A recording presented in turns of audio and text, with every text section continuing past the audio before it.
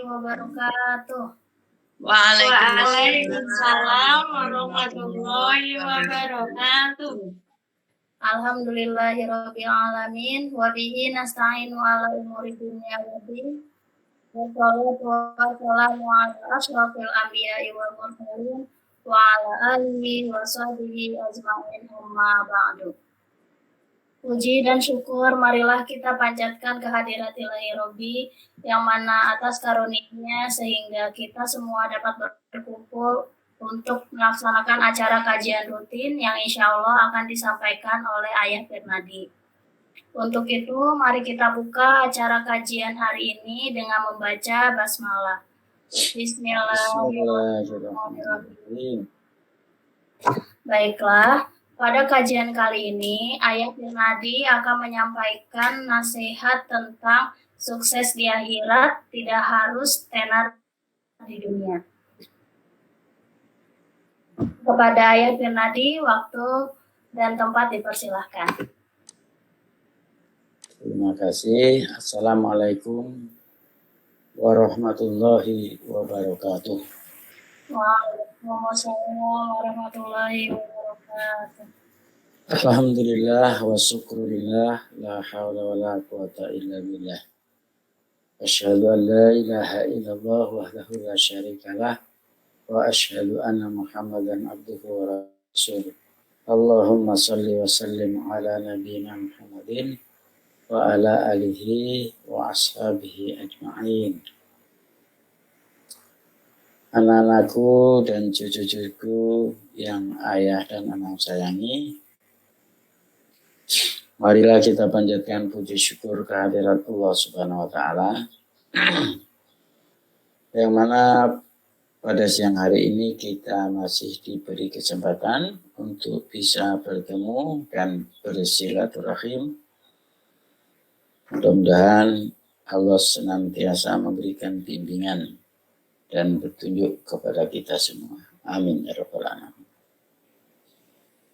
Anak-anakku dan cucuku semua,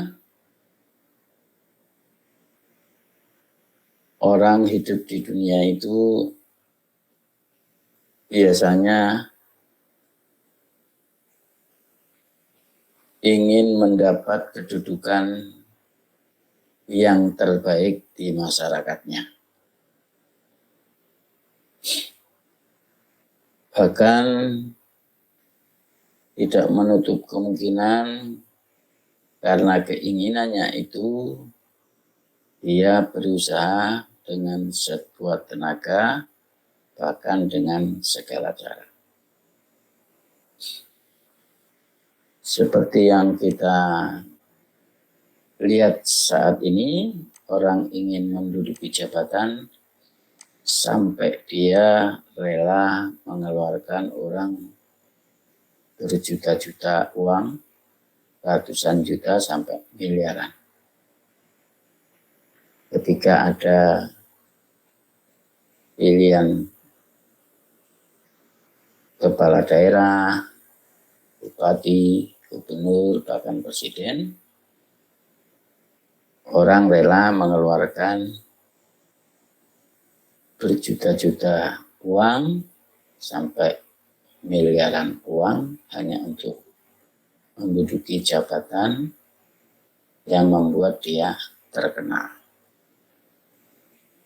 Padahal tujuan hidup kita itu adalah yang utama kebahagiaan di akhirat. Walaupun untuk mencapai kebahagiaan di akhirat itu kita tidak melupakan bahagia juga di dunia. Tetapi yang harus kita sadari bahwa kita itu fokusnya harus untuk mencapai kebahagiaan di akhirat. Karena apa? Karena hidup di dunia ini cuma sebentar. Yang lama itu di akhirat. Oleh karena itu, dunia yang kita cari, kebahagiaan di dunia ini harus mendukung untuk kebahagiaan di akhirat. Apa gunanya kalau kita mengejar dunia, sementara nanti di akhirat kita sengsara. Untuk itu,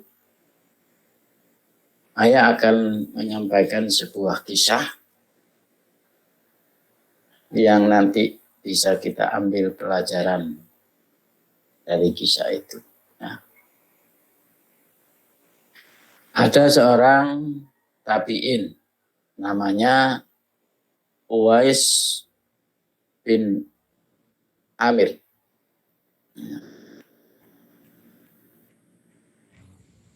Uwais bin Amir ini seorang tabi'in. Tabi'in itu orang yang bertemu sahabat.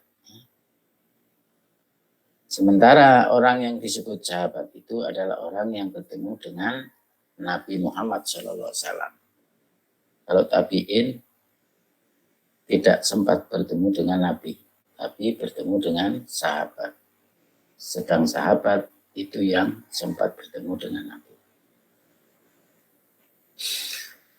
Umar bin Khattab, ya, sahabat Rasulullah yang terkenal itu, ketika ada rombongan kafilah, ya, kafilah atau rombongan dari Yaman, Umar ini selalu bertanya, adakah Uwais bin Amir bersama kalian? Kalau tidak ada, Umar balik lagi. Sampai suatu hari, Umar bertanya lagi, adakah Uwais bin Amir bersama kalian? Rombongan itu menjawab ada. Kemudian Umar menemui Uwais. Apakah kamu benar yang namanya Uwais bin Amir? Benar, ya Amirul Mukminin. Apakah kamu pernah terjangkit penyakit kusta, lalu sembuh, tinggal sebesar uang dirham di badanmu? Benar. Apakah kamu masih mempunyai ibu, orang tua? Ya benar, Amirul Mukminin. Kata Umar bin Khattab selanjutnya, wahai Uwais, saya pernah mendengar Rasulullah bersabda, akan datang kepada kamu Uwais bin Amir beserta rombongannya datang dari Murad dan kemudian dari Koron. Dia pernah terjangkit penyakit kusta dan sembuh kecuali sebesar uang dirham. Di badannya tinggal sebesar uang dirham.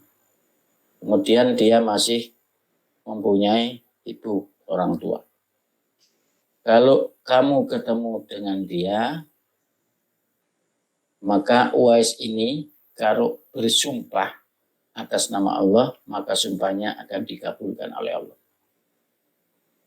Oleh karena itu, kalau kamu ketemu dengan Uwais, mintalah kamu kepada dia supaya dia mendoakan kamu untuk memohon ampun untukmu kepada Allah Subhanahu wa taala. Kata Khalifah Umar bin Khattab kepada Uwais. Oleh karena itu kemudian Uwais mendoakan Umar bin Khattab ini untuk diampuni dosanya oleh Allah Subhanahu wa taala.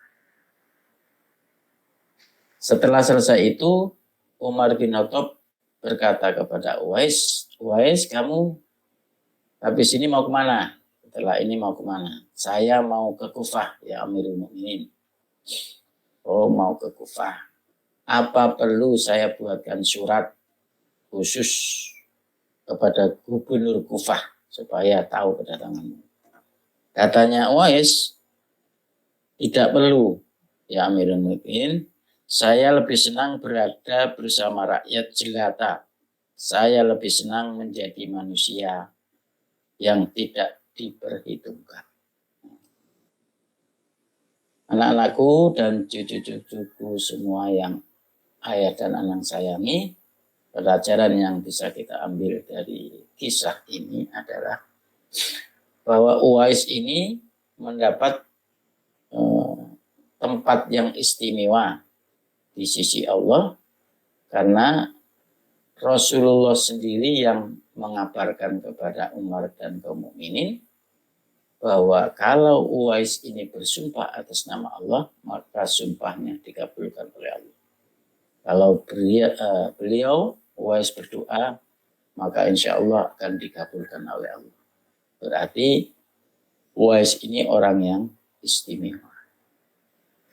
Kalau kita perhatikan runtutan kisah tadi bahwa Uwais ini pernah terjangkit penyakit kusta seluruh badannya dan sembuh kecuali sebesar uang dirham. Berarti Uwais ini pernah sakit, mungkin karena kesabarannya, maka Allah mengampuni dosa-dosanya. Uwais ini masih mempunyai orang tua. Dia mendapat kedudukan yang mulia di sisi Allah karena dia berbakti kepada kedua orang tuanya. Dan yang penting lagi ternyata Uwais ini orang yang tidak suka ketenaran, ya, populer di mata manusia. Karena mungkin Uwais menghindari amal ibadahnya dilihat orang dan dia menghindari pujian orang lain terhadap amal ibadah. Karena dia ingin beribadah ikhlas karena Allah. Itulah pelajaran yang bisa kita ambil dari kisah tadi. Oleh karena itu, anak-anak sekalian, terhadap amal ibadah yang kita laksanakan, ya, hendaklah kita itu berusaha untuk mempunyai amalan yang bisa diandalkan nanti di akhirat. Amalan yang khusus yang hanya kita sendiri yang tahu, ya, artinya tidak disebarluaskan. Supaya apa? Supaya terhindar dari riya dan sum'ah. Dilihat orang dan terhindar dari ujian orang. Sebab kalau kita beramal karena ingin dilihat orang, karena kita berbuat karena ingin dipuji orang, maka amal ibadah kita itu akan sia-sia. Seperti Uwais tadi, dia senang berada di lingkungan rakyat jelata dan menjadi orang yang tidak diperhitungkan. Kan kita ini kan umumnya pengennya menjadi orang yang terhormat kedudukannya di masyarakat. Padahal kalau kita lihat fenomena saat ini, orang-orang yang menduduki jabatan tinggi di negara kita ini hampir dipastikan tidak luput dari pelanggaran. Ya. Banyak contohnya yang bisa kita dengar dan kita saksikan. Semakin tinggi kedudukan orang itu, ternyata semakin banyak melakukan pelanggaran yang tidak bisa dihukum hanya karena jabatannya saja. Karena kedudukannya yang tinggi itu sudah diatur sedemikian rupa dengan konco-konconya, maka pelanggaran yang dilakukan tidak sampai dikenakan sanksi atau hukuman. Jadi ternyata ketenaran itu tidak membawa kesuksesan, justru malah nanti membawa kesengsaraan di akhirat. Seperti kita ketahui, kita lihat ya, artis-artis yang terkenal itu kan banyak uangnya ya, sukses dia, dipuji orang, diidolakan orang, ya. Tapi tidak sedikit kalau mereka beramal itu harus dipertontonkan, ya, di syuting, di televisi, diperlihatkan orang banyak supaya ya dikatakan orang yang banyak beramal. Nah, itu banyak contohnya. Ternyata kesuksesan itu menurut agama tidak harus kita itu populer di mata masyarakat. Karena ternyata kepopuleran kita itu biasanya malah membuat kita terjerumus ke dalam kerugian. Ya. Semua amal kita harus diperlihatkan kepada orang, padahal amal yang diterima oleh Allah itu hanyalah amal yang ikhlas. Dalam sebuah hadis yang pernah saya sampaikan, Nabi bersabda, Innallaha yuhibbul abdat taqiyal ghaniyal khafi. Sesungguhnya Allah mencintai seorang hamba yang bertakwa, yang kaya, dan yang merahasiakan diri, yang menyembunyikan diri. Orang yang tidak suka dilihat banyak orang ketika dia beramal ibadah. Oleh karena itu, intinya dari pengajian siang hari ini yang Ayah ingin sampaikan, hendaklah kita itu mempunyai amal ibadah yang bisa diandalkan nanti di akhirat selamat untuk kita nikmati pahalanya. Karena di antara amal-amal ibadah yang kita lakukan itu ada juga amalan yang harus bersama orang lain, seperti sholat jamaah, itu kan pasti dilihat orang. Nggak mungkin kita mau sholat jamaah tapi delik, gitu, di pojokan gitu, terus kemudian wajahnya ditutupi supaya nggak kelihatan orang, maksudnya nggak bisa. Itu amalan yang memang harus diperlihatkan orang karena di balik itu ada hikmahnya. Ya, sebagai syiar agama juga untuk menumbuhkan ukhuwah di antara umat Islam gitu. Itu ada amal-amal yang harus dan bisa dilihat orang banyak. Sholat jamaah, kemudian zakat itu. Zakat itu memang baiknya kan melalui amil, kan dilihat orang. Nah, tetapi ada amalan-amalan dari kita ini yang orang lain nggak tahu. Tapi kita istiqomah melaksanakan dengan berharap hanya ridhonya Allah. Misalnya kita ini suka ngaji, ya. Di rumah yang orang lain tidak tahu. Itu juga bisa dipakai untuk amalan yang tersembunyi. Atau kita bersedekah. Sedekah itu bisa diperlihatkan dan juga bisa disembunyikan.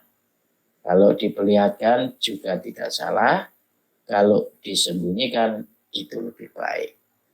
Atau kita itu rajin menuntut ilmu, membaca buku agama yang tidak perlu diperlihatkan kepada orang, tetapi kita rajin melaksanakan hanya karena ingin mendapatkan pujian dan ridha Allah Subhanahu wa Ta'ala. Jadi kita itu harus mempunyai amalan andalan. Jangan sampai nanti kita di akhirat itu merasa sudah berbuat banyak amal ibadah, ternyata di sana kosong. Karena apa? Amalan-amalan yang dilakukan bersama orang banyak itu ternyata kita lakukan juga karena riya, ya. Karena senang dipuji orang. Itu memang kerjaannya setan. Setan itu tidak akan senang kalau bisa dibawa pahalanya sampai di akhirat. Makanya dia selalu berusaha menggoda kita bagaimana caranya amal kita itu pahalanya bisa runtuh di tengah jalan. Ya. Seperti misalnya ketika kita membangun masjid bersama orang-orang, ya. Awalnya itu kita kan ikhlas, ya, ikhlas. Tapi setan tidak tinggal diam itu. Setan selalu menunggu waktu kapan tepatnya untuk menggoda orang ini supaya amalannya sia-sia.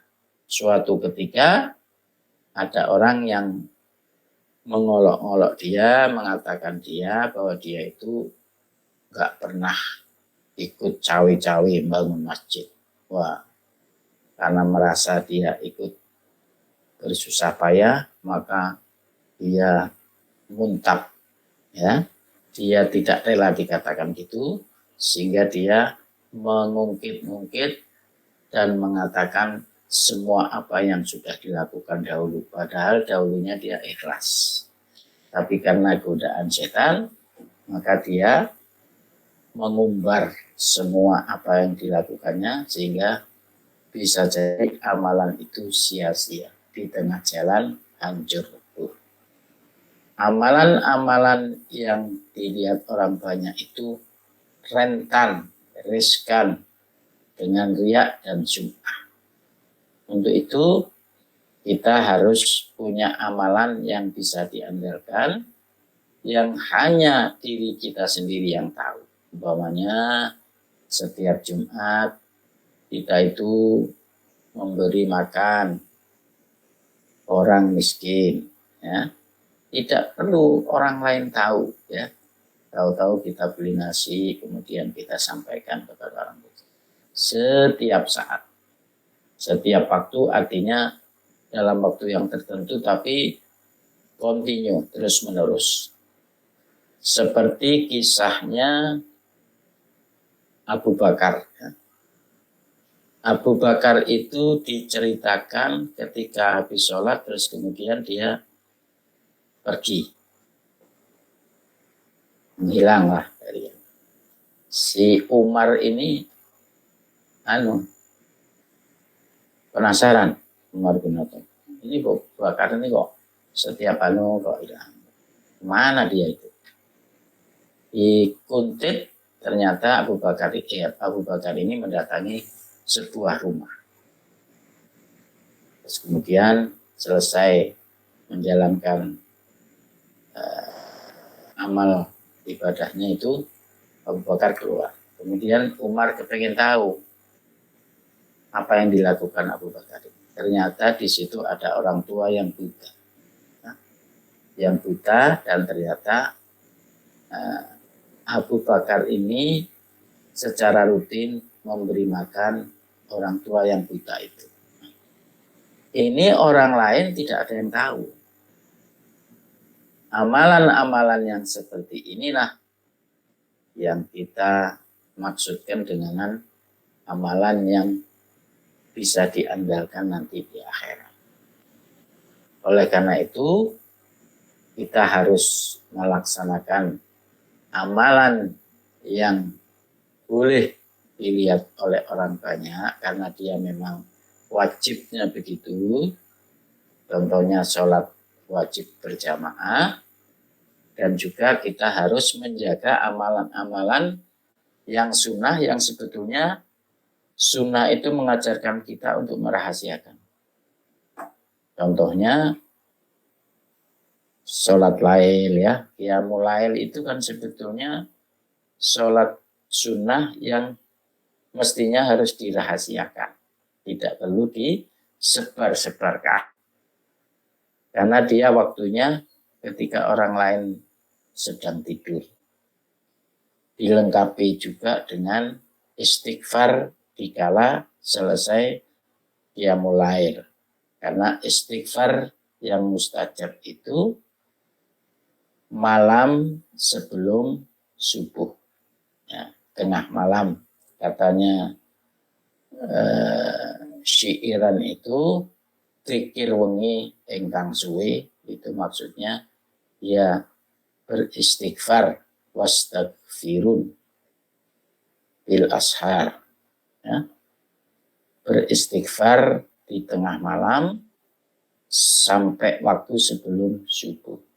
Jadi amalan-amalan yang tersembunyi, yang bisa disembunyikan itu juga ada. Sedekah itu bisa diperlihatkan, juga bisa disembunyikan. Sholat itu bisa diperlihatkan dalam bentuk sholat jamaah, wajib, dan yang bisa disembunyikan adalah qiyamul lail. Tetapi tanpa disadari, kita lihat sekarang ini orang tergoda oleh setan, ya. Ketika dia melaksanakan sholat malam, sebetulnya orang lain tidak tahu di WA dia kirim pesan. Teman-teman, sudah waktunya sholat malam, ya, tanpa disadari itu. Mestinya orang lain tidak tahu dia itu bangun malam, sholat malam, malah dia sebar-sebarkan supaya temannya tahu bahwa dia sudah bangun malam untuk sholat malam. Itu rentan dengan riya dan sum'ah. Rentan dengan gampang untuk menginginkan pujian orang. Wah, itu saya ikhlas itu, tapi itu karena saya tidak membangunkan orang. Ya, kalau orang sudah baca WA kan sudah bangun. Kalau dia tidak bangun, masa bisa baca WA? Jadi apa perlunya di WA kan gitu kan? Dia itu kena godaan setan. Ya, setan itu memang pintar untuk menggoda orang. Ya, mestinya pahalanya sudah tersembunyi, ya, sudah mendapat jaminan dari Allah karena nggak ada orang yang tahu, hanya dia yang tahu, ya. Tahu-tahu ya disebarluaskan. Kadang-kadang diingatkan tuh masih belum sadar juga mereka. Itulah beberapa godaan setan yang memang menginginkan setan itu agar kita menjadi temannya besok di akhirat itu.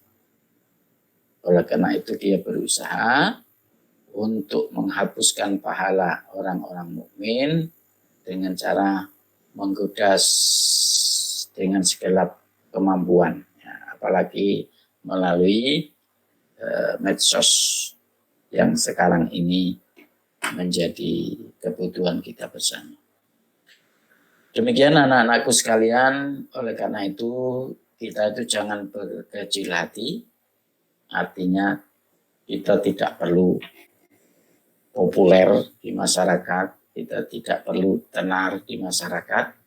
Kalau ketenaran, kepopuleran itu justru membuat kita merasa rugi.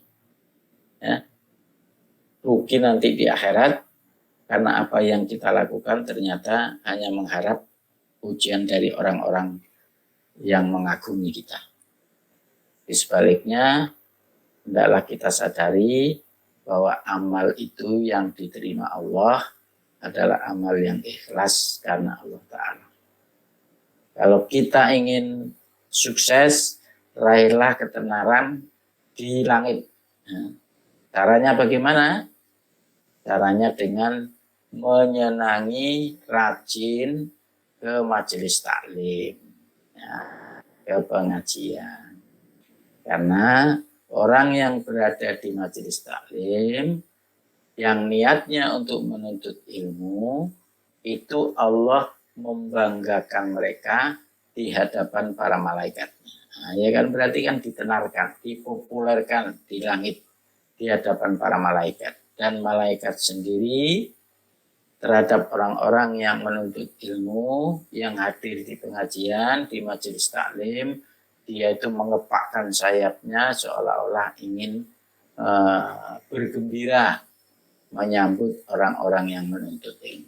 Nah, itu yang harus kita cari, dan salah satu cara atau jalan untuk mencapai ketenaran di langit. Nah, itu enggak apa-apa itu. Kalau tenar di langit, itu insya Allah memberi manfaat yang besar buat kita. Dengan cara diantaranya adalah berada di majelis taklim, pengajian-pengajian, zikir-zikir bersama. Demikianlah anak-anakku sekalian, mudah-mudahan kita terjaga dari godaan setan. Kita bisa mengamalkan amal ibadah kita supaya hidup kita tidak sia-sia. Karena tujuan hidup yang utama adalah akhirat, tetapi jangan melupakan bagian kita di dunia. Kalau sudah didapat dunianya, jangan sampai lupa akhiratnya. Itu saja yang bisa ayah dan anak sampaikan. Mudah-mudahan Allah selalu membimbing dan memberi taufik kepada kita semua. Kurang lebihnya mohon maaf.